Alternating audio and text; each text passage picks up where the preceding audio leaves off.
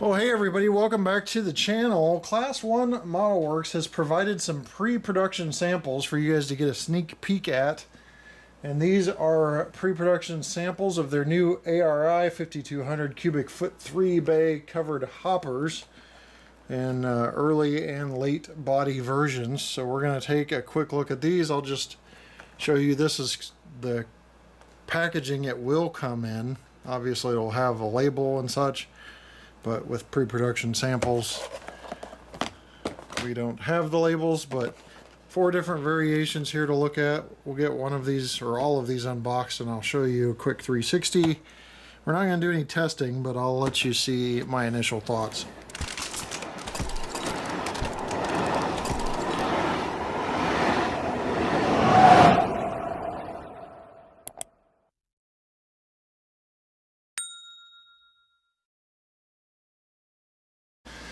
So you have that little preview window, but on Class 1 ModelWorks rolling stock, I've noticed it's still slide out like that. Plastic, hard shell plastic packaging, and then a soft piece of plastic to protect the model from scrapes.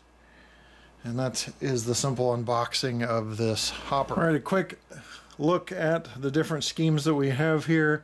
We have the West Central Soy Plus, the Union Pacific CMO, regular UP, and COER schemes. We're going to start with the CMO. This is an elite 11 panel body with 6 round aluminum fill hatches on top, as you can see there. Those have a nice metallic appearance to those. And also, they have the minor Santa lock gate discharge with vacuum port down here, so you can see that. You got your shaker brackets that you can see on each bay. There's also a rust colored front to the wheels. It's almost like a golden color, but it comes off as a rust color, so it's nice and doesn't require weathering of your wheels ahead of time. Now these are wide jack pull plates and they have no car vents on this version here. So on the top, I'm just going to show you some of the details. So these latches have latches and hinges for the actual fill hatches. There's also etched metal walkways, so you can see that, separately applied grabs on those. As we go off to the side here, and I know I'm slightly out of view because this keeps turning on me, so you don't have the whole thing in view, but now you do. These are the 11 panel body styles. They have dual vertical lift jack pads, so you can see the jacking pads there, and also they're matched to the prototypes. One thing that may be a little hard to see is the 11 versus 12 panels. Here you've got 11 panels, so if you count those, there's 11. But if you look at the UP version, there's 12 panels on the side. That includes these smaller panels on each end. So that's how you determine the difference between the 11 and 12 panels. Other road-specific details include the latch configuration. As you can see there, on the top of the UP, we have different fill hatches, I should say. Then here, there's more. There's a total of 6 on this one, 5 on that one, with doors in between. On the West Central Soy, there are the door style hatches, a total of 4 there, just like on the COER. So those are some hatch differences that are road specific details. I wanted to zoom in here on one end. You can see the brake wheel obviously, but there's all this brake rigging as you see there, and that's using metal wire. And I think that's the first time I've seen that in an HO scale model with that level of detail inside that area there on those hoppers. You also see the jacking pad there, and some of these discharge bays or single port discharge bays versus other variations that I've shown here in this video on these. But there's a real close look at this hopper here. Again, on the top of this West Central Soy is the trough style fill hatches versus the round fill hatches that I've shown on some other versions of this car. So one more look at that, but you even have the fine latch detail on those fill hatches that you can see.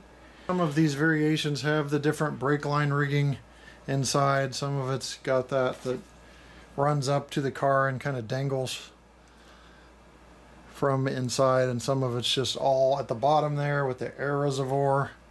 But highly detailed cars no matter what. You also have Class 1 metal couplers that are KD compatible, and you also have the RP25 metal wheels, and they say that these will be NMRA compliant. I'm not going to test this on pre-production samples.